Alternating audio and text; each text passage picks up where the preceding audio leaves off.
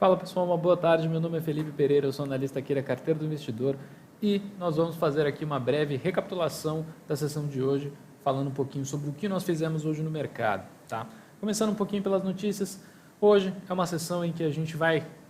hoje a gente já viu, né, mas desde o início da sessão a gente estava esperando ver uma absorção mais negativa ainda das notícias desde a sessão de ontem,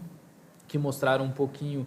de incerteza, indecisão quanto a, de fato, a recessão possível e provável nesse instante, pelo menos o mercado entende como provável, recessão nos Estados Unidos no ano que vem, tá? Programada, basicamente, cotada para o ano que vem. A expectativa de mercado é que, mais uma vez, voltou-se a falar sobre o medo da recessão em 2020. Por enquanto, os maiores temores são com a desaceleração global, em nível global. A zona do euro a gente já vinha desde o fim de semana comentando que os indicadores já mostraram uma desaceleração. A China, desde o ano passado, a gente já fala da desaceleração da China, e os indicadores nos Estados Unidos que a gente contava que fossem mostrar uma retomada um pouquinho da economia, na verdade acabaram mostrando de novo uma retração, e aí o mundo inteiro começa a ficar um pouco temeroso novamente com a recessão possível em 2020. Aqui, no nosso cenário doméstico, a gente tem uma derrota, tecnicamente, do governo com a reforma da Previdência. A gente falou na sessão de ontem que haveria votação no final da sessão, a partir das 4 horas entraria na sessão do plenário no Senado, foi o que aconteceu, só que uma votação com o Senado esvaziado acabou passando alguns pontos que não são favoráveis, ou que não são, que acabaram diminuindo a economia fiscal da reforma da Previdência, o que para o mercado é algo negativo. Então, no geral, a gente tem essa leitura de lá fora o ambiente piora, aqui o ambiente também não está tão bom e não tem nenhum driver que possa nos ajudar a recuperar as expectativas positivas, pelo menos durante essa semana. Então, essa semana, pelo visto, pode continuar sendo uma semana bem negativa, tá? A gente vai dar uma passada pelo gráfico para falar um pouquinho de o que nós fizemos de fato hoje no mercado, tá? E falando um pouquinho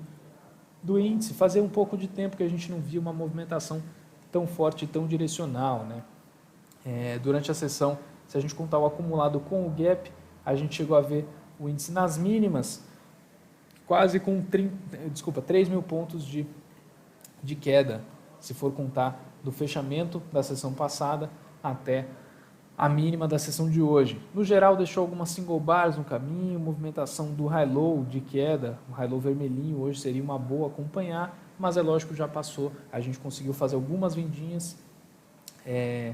e nesse momento a gente não está mais acompanhando, mas foi uma sessão bem positiva no índice, desde a estratégia do gap até agora de tarde, tá? E no dólar,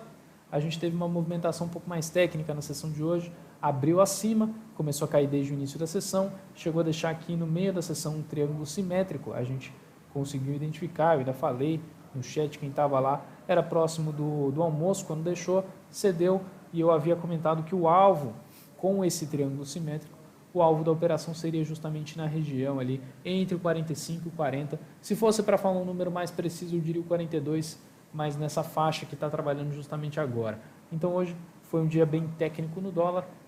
e uma sessão que voltou a ser volátil, voltou a derrubar o índice fortemente, né? Hoje,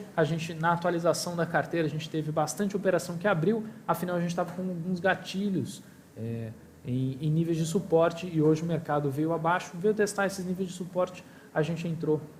em algumas ações, e se você quiser saber mais, a gente também colocou um novo gatilho na carteira de swing trade. Se você quiser saber mais, quiser mais informações, venha para a Carteira do Investidor e acesse todas as recomendações de forma gratuita e acompanhe as transmissões que vão de segunda a sexta,